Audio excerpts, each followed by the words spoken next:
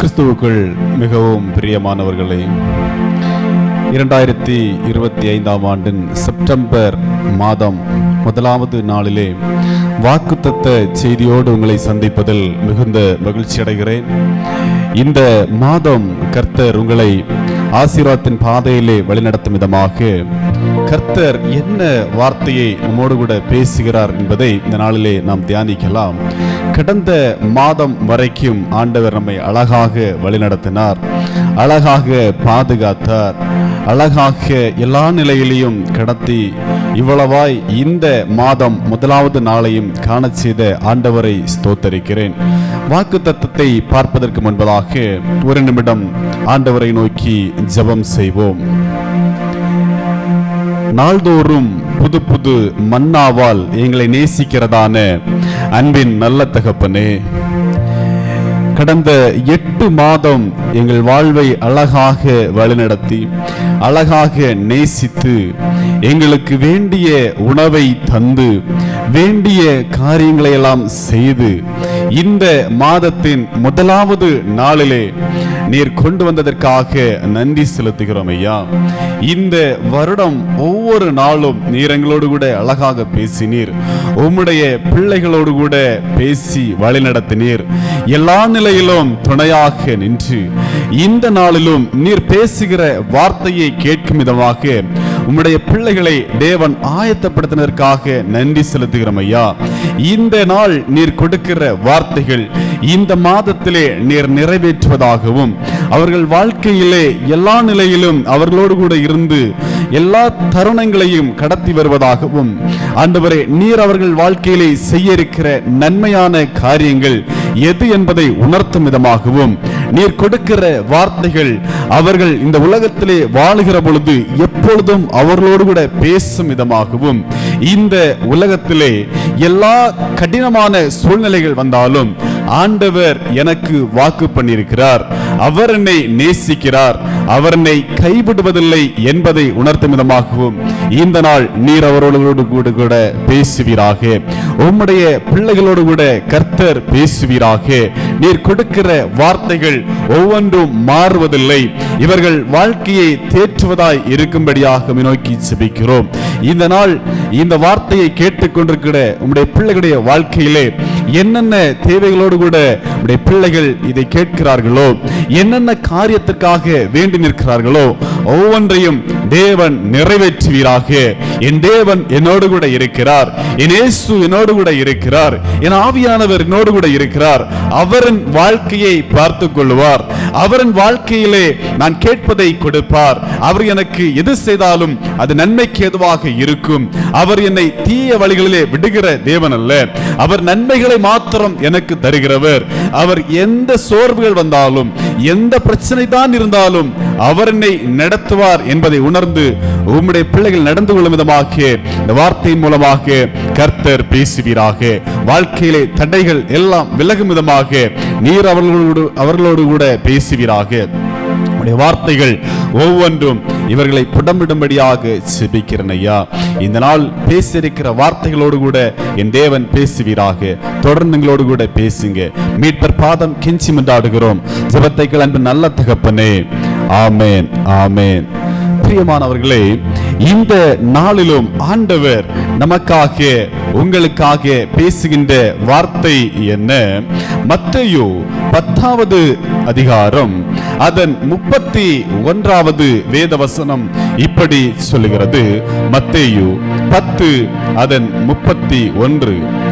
பயப்படாதிருங்கள், அநேகம் அடைக்கலம் குருவிகளை பார்க்கிலும் நீங்கள் விசேஷித்தவர்களாய் இருக்கிறீர்கள். நீங்கள் விசேஷித்தவர்களாய் இருக்கிறீர்கள். ஆண்டவர் இன்று உங்களுக்கு ஒரு வார்த்தையை கொடுக்கிறார். நீங்கள் விசேஷித்தவர்கள், நீங்கள் விசேஷித்தவர்கள். ஆம் பிரியமானவர்களே, இந்த உலகத்திலே நாம் பார்க்கிற பொழுது அநேக பிள்ளைகளுடைய வாழ்க்கையை ஒப்பிடுகிற பொழுது நீங்கள் ஆண்டவரால் தெரிந்து கொள்ளப்பட்டவர்கள், நீங்கள் ஆண்டவரால் பேசப்பட்டவர்கள், அவருடைய சத்தத்தை கேட்டவர்கள், நீங்கள் ஆண்டவரால் பிரித்தெடுக்கப்பட்டவர்கள். இப்படிப்பட்டவர்களாகிய நீங்கள் விசேஷித்தவர்களாகவே இருக்கிறீர்கள். அவருடைய பார்வையிலே நீங்கள் தனிப்பட்டவர்கள், அவருடைய பார்வையிலே நீங்கள் பாக்கியவான்கள் என்பதை ஆண்டவர் இந்த நாளிலே உங்களுக்கு ஒரு வாக்குத்தத்தமாக கொடுக்கிறார். அதை போல நாம் பார்க்கிற பொழுது மத்தேயு 6வது அதிகாரம் 26வது வேதவசனத்திலே இயேசு இப்படி சொல்கிறார், ஆகாயத்து பட்சிகளை கவனித்து பாருங்கள், அவைகள் விதைக்கிறதும் இல்லை, அறுக்கிறதும் இல்லை, களஞ்சியங்களில் சேர்த்து வைக்கிறதும் இல்லை, அவைகளையும் உங்கள் பரமபிதா பிழைப்பூட்டுகிறார், அவைகளை பார்க்கிலும் நீங்கள் விசேஷித்தவர்கள் அல்லவா. ஆம்பிரியமானவர்களே, இந்த உலகத்திலே எல்லா செல்வ செழிப்புகள் இருந்தாலும் ஆண்டவரோடு இருக்கிற பிள்ளைகள் மாத்திரமே விசேஷித்தவர்கள். பாருங்கள், இந்த உலகத்திலே ஒன்றுக்கும் பிரோஜனமில்லை என்று சொல்லுகிற மனிதர்களை ஆண்டவர் நேசிக்கிறார் என்று சொன்னால் அவர்கள் விசேஷித்தவர்கள். பலருடைய பார்வையிலேயும் ஒதுக்கப்பட்ட ஜனங்கள் ஆண்டவரால் நேசிக்கப்படுகிறார்கள் என்று சொன்னால் அவர்கள் விசேஷித்தவர்கள். இதை பார்க்கிற ஒருவேளை நீங்கள் கூட ஒரு நிலையிலையும் நான் ஆசீர்வதிக்கப்பட்டவன் இல்லையே, ஒரு நிலையிலையும் நான் எந்த ஒரு வகையிலையும் உலக வாழ்க்கையிலே வாழ்வதற்கு தகுதியுள்ளவனாக இல்லையே, நான் பாவம் செய்து இந்த உலகத்திலே வீழ்ந்து போய் கிடக்கிறேனே, என்னை தேற்றிவிட ஒருவனும் இல்லையே என்று சொல்லி நினைத்தால் கூட ஆண்டவர் சொல்கிறார், மகனே மகளே, நீ விசேஷித்தவன், நான் உன்னை தெரிந்து கொண்டிருக்கிறேன், நான் உன்னை தெரிந்து கொண்டிருக்கிறேன், நான் உன்னை நேசிக்கிறேன், ஆகையினாலே நீ விசேஷித்தவன். இந்த உலகத்திலே ஊறுகிற பிராணிகள், பறக்கிற பறவைகள், வாழ்க்கையிலே என்ற ஒரு கவலையும் இல்லாமல் ஜீவிக்கிற ஜீவராசிகள், இவைகளை பார்க்கிலும் நீ விசேஷித்தவன். இந்த உலகத்திலே செல்வங்கள் இருந்தும் என்னை நேசிக்க மறந்தவர்கள், என்னால் ஆசீர்வதிக்கப்பட்டும் இன்று என்னை மறந்து போனவர்கள், இப்படிப்பட்ட ஜனங்களை பார்க்கிலும் நீ விசேஷித்தவர். ஏன் என்று சொன்னால் நான் உன்னை தெரிந்து கொண்டிருக்கிறேன், நான் உன்னை நேசிக்கிறேன். இந்த உலகத்திலே எத்தனையோ ஜனங்கள் என்னிடமாய் வந்து ஆசீர்வதிக்கப்பட்டவர்கள் என்னை விட்டு தூரம் சென்றார்கள். ஆனால் நான் சொல்கிறேன், நீ விசேஷித்தவன். உன்னை இந்த மாதம் நான் உன்னை ஆசீர்வதிக்க விரும்புகிறேன். உன் வாழ்க்கையிலே நீ என்னோடு கூட இருக்க விரும்புவாய் என்று சொன்னால், என் வார்த்தைகளை பின்பற்றுவாய் என்று சொன்னால், நீ விசேஷித்தவனாக, நீ விசேஷித்தவளாக இந்த உலகத்திலே இருப்பாய் என்று சொல்லி ஆண்டவர் உங்களோடு கூட பேசிக் கொண்டிருக்கிறார். எனக்கு அன்பான பிள்ளைகளே, இந்த உலகத்திலே நாம் ஆண்டவருடைய பகுதியிலே ஆண்டவரோடு சார்ந்து வாழ வேண்டும் என்று சொன்னால், நாம் விசேஷித்தவர்களாக இருக்க வேண்டும் என்று சொன்னால், சில காரியங்களை நாம் கடைபிடித்தே ஆக வேண்டும். நான் சில காரியங்களை, ஆண்டவருக்கு பிரியமானவைகளை நாம் செய்தே ஆக வேண்டும். நீதிமொழிகளின் புஸ்தகம்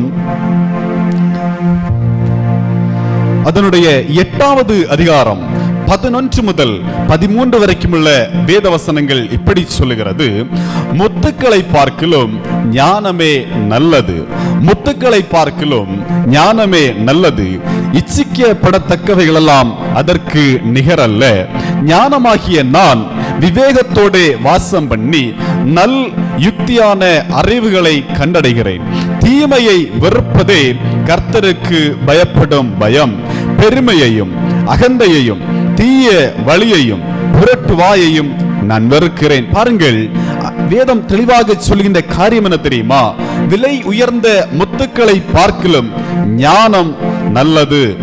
இந்த உலகத்திலே ஆண்டுடைய பிள்ளைகளாக இருக்கிற நாம் எதை செய்தாலும் ஞானத்தோடு செய்ய பழகிக்கொள்ள வேண்டும்.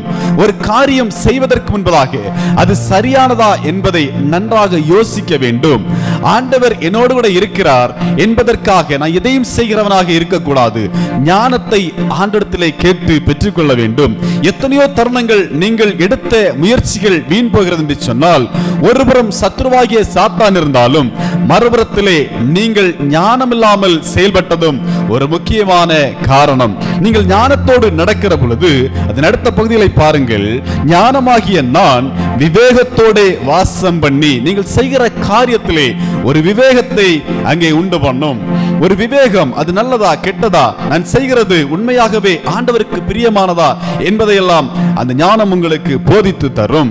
பாருங்கள், அடுத்த பகுதி, நல்லுக்தியாகிய அறிவுகளை கண்டடைகிறேன். நல்லவைகளை செய்ய வேண்டிய, நல்லவைகளை தெரிந்து கொள்ள வேண்டிய, நல்ல வழியில் நடக்க வேண்டிய, நன்மையானவைகளை தேட வேண்டிய அந்த அறிவை கண்டடைகிறேன். பாருங்கள், அடுத்த பகுதி இப்படி சொல்கிறது, தீய தீமையை வெறுப்பதே கர்த்தருக்கு பயப்படும் பயம். நீங்கள் விசேஷித்தவர்களாய் இருக்க வேண்டும் என்று சொன்னால் ஞானவான்களாக நடந்து தீயவைகளை விட்டு விலக வேண்டும்.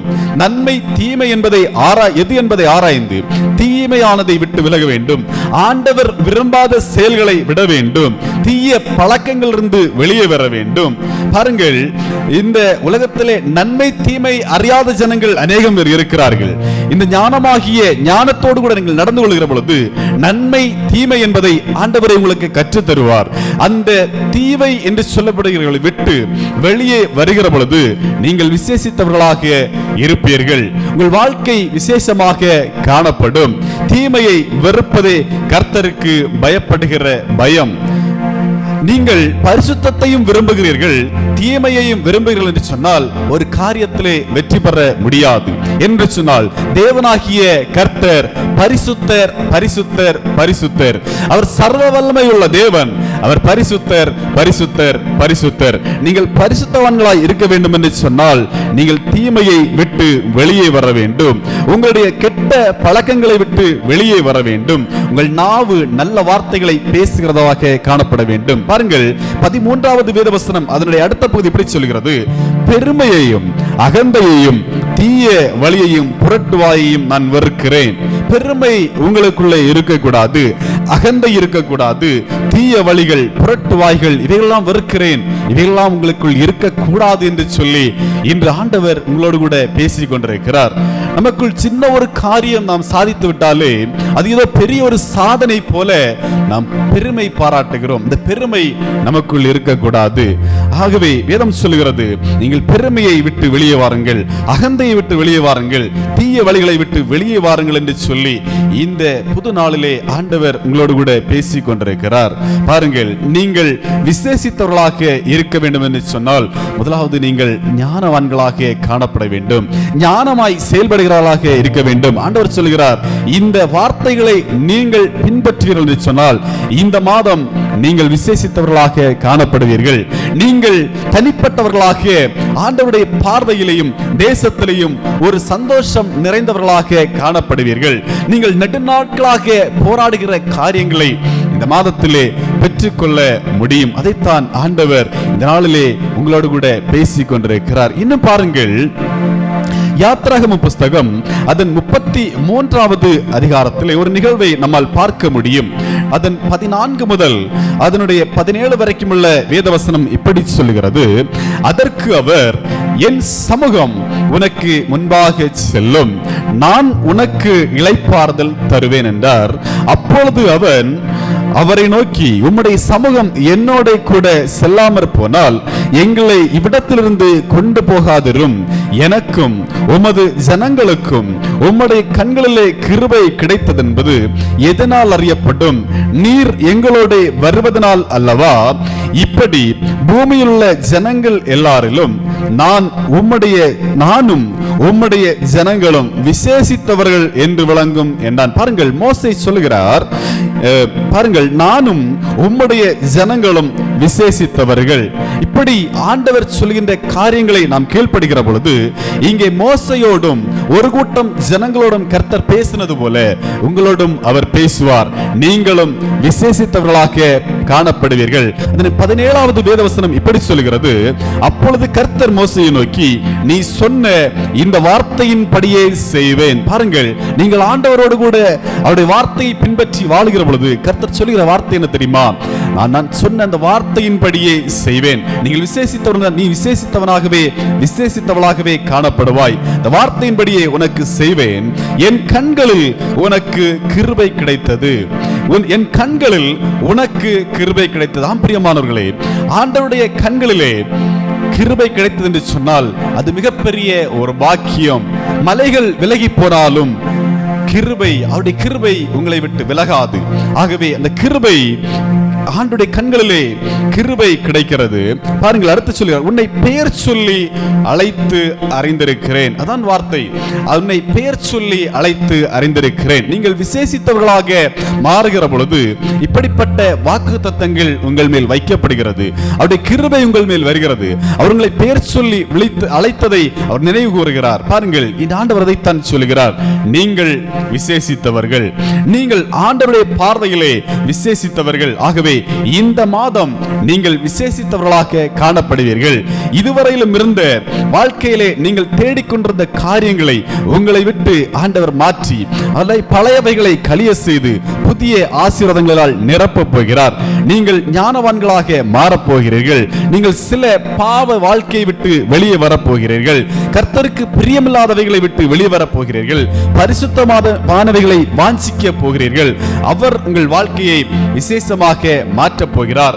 அவர் கிருபையை உங்கள் மேல் வைக்கப் போகிறார். இந்த கிருபை உங்களை விட்டு விலகாமல் இருக்க போகிறது. நீங்கள் இந்த தேசத்திலே கர்த்தருடைய பார்வையிலே விசேஷித்தவர்களாக காணப்பட போகிறீர்கள். இந்த மாதம் கர்த்தர் உங்கள் நடுவிலே இவ்வளவாய் ஆசீர்வதிக்க போகிறார். இந்த வார்த்தைகளை விசுவாசிப்பீர்கள் என்று சொன்னால், இந்த வார்த்தைகளை நீங்கள் விசுவாசிப்பீர்கள் என்று சொன்னால், நிச்சயமாகவே வாழ்க்கையிலே ஆசீர்வாதங்களை காண முடியும். இந்த 8 மாதங்கள் முடித்து 9வது மாதத்திலே வந்திருக்கிற உங்களை ஆண்டவர் இந்த வார்த்தையின் மூலமாக ஆசீர்வதிப்பாராக. ஜெபிக்கலாமா?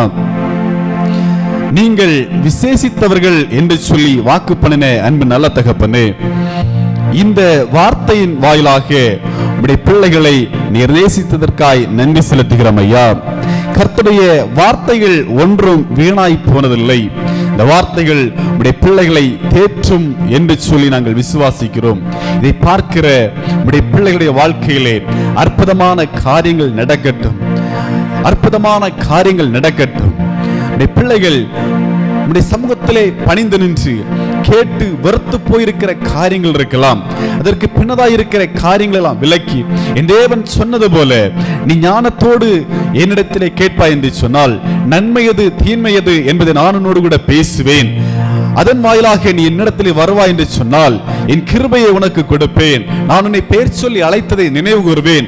நீ என்னுடைய பார்வையிலே விசேஷித்தவனாய் இருப்பாய். நான் உனக்கு வேண்டியவைகள் எல்லாம் செய்வேன் என்று சொன்னது போல இந்த மாதம் உடைய பிள்ளைகளுடைய வாழ்க்கையிலே தேவைகளை என் கர்த்தர் செய்வீராக. தேவைகளை என் தேவன் நிறைவேற்றுவீராக. உடைய பிள்ளைகளுடைய வாழ்க்கையிலே, இதை பார்க்கிற பிள்ளைகளுடைய குடும்பத்திலே, இதை பார்க்கிற பிள்ளைகளுடைய பெற்றோருடைய வாழ்க்கையிலே, இதை பார்க்கிற பிள்ளைகளுடைய ஆண்டவருடைய பிள்ளைகளுடைய வாழ்க்கையிலே என் தேவன் ஆசீர்வாதத்தை கட்டளையிடுவீராக. என் தேவன் பலத்த அற்புதங்களை செய்வீராக. வியாதியிலே விடுதலை உண்டாவதாக. வேலை வாய்ப்புகளை கர்த்தர் உருவாக்குவீராக. செய்கிற தொழில்களை தேவன் பெருகச் செய்வீராக. தொழில்களை தேவன் பெருகச் செய்வீராக. இவ்வளவு காலங்கள் ஞானமில்லாமல் தொழில் செய்து நலிவடைந்து போன காலங்கள் முடிந்து போவதாக. என் தேவன் ஆசீர்வாதத்தின் வாசலை திறப்பீராக.